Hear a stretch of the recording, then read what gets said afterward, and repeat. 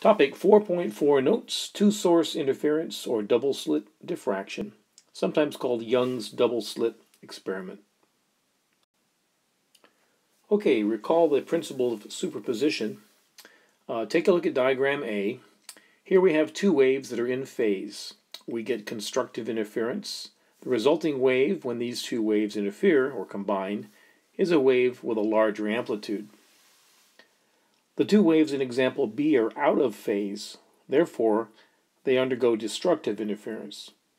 When these two waves interfere, the wave that results has a smaller amplitude.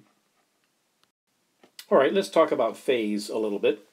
When two waves of the same frequency interfere, such that the crests from both waves arrive at the same time, we say that the two waves are in phase.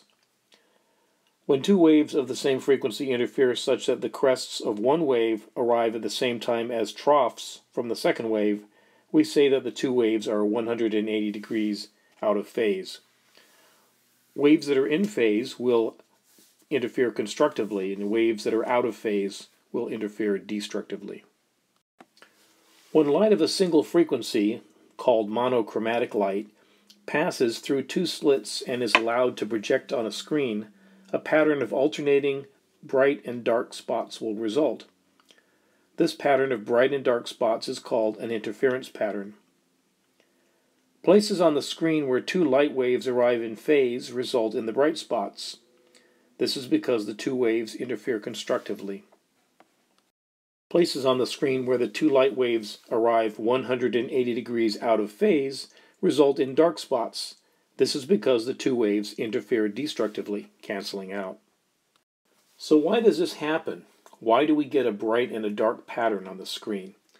If you take a look at this diagram, if the length of the base of the triangle, labeled d sine theta, happens to be a whole wavelength, then both waves arriving at the screen will arrive in phase. One takes a longer path that's one wavelength longer, and so it's going to arrive exactly one cycle later.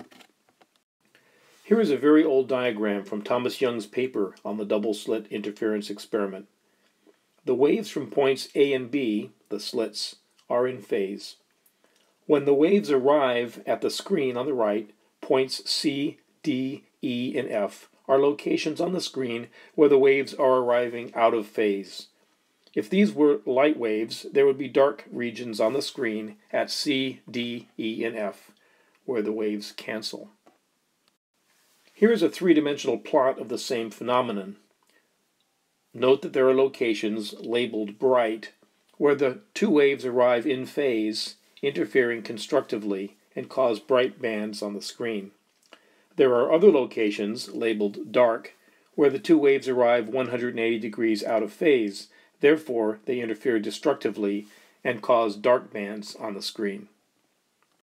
Here's a diagram of Thomas Young's double-slit experiment. You might be wondering what's with the single slit. Well, in 1801, Young did not have access to a laser, so he let sunlight first pass through a narrow single slit. This assured that the light reaching the double slits was in phase. In other words, when a crest was reaching the left slit, the same crest was also arriving at the right slit. Here is an illustration of a beam of light passing through a double slit. The top illustration shows the beam resulting in the central maximum and also two beams resulting in the first maxima to the left and right of the central maximum. The middle illustration shows what the screen might look like as the interference pattern forms on it, and the third illustration is a graphical representation of the screen. As you can see, the x-axis is angle, unlabeled. The y-axis is the brightness of the light hitting that point. The formula shown on this slide can be derived to show the relationship between the fringe spacing, s, the wavelength of light, lambda, the distance from the slits to the screen, capital D, and the distance between slits, lowercase d. The fringe spacing is the distance from the central maximum to the first maximum. The units for distance usually would be meters, but actually, as long as you use the same units for S, capital D, and lowercase d, any distance units will work. That's it. See you next time.